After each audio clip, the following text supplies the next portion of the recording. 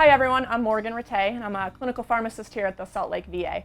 Today we're going to go over a variety of inhalers, how to use them and what they're for. I have Thomas here, our patient.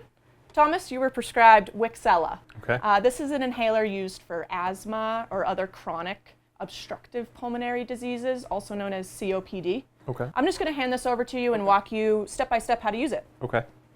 First, you're going to open the inhaler. There's a little grip on the side there, so just pull that down. Perfect. Your holder there at the bottom, just always keep that towards the bottom. Okay. Next, there's a yellow tab inside the inhaler.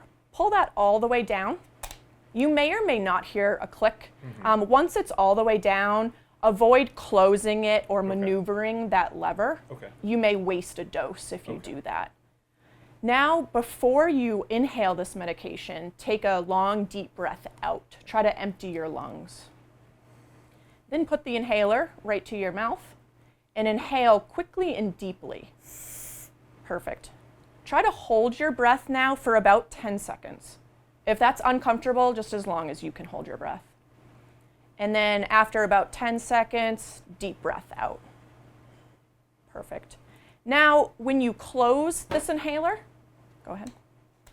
The counter here will count down that a dose was used. Once that counter gets down to about 7 to 9 inhalations left, that's when you'll want to be asking for a new one. Okay.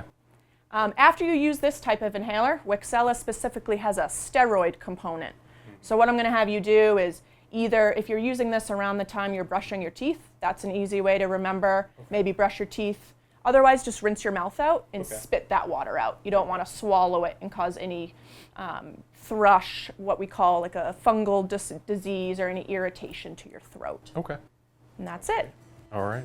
Thank you so much.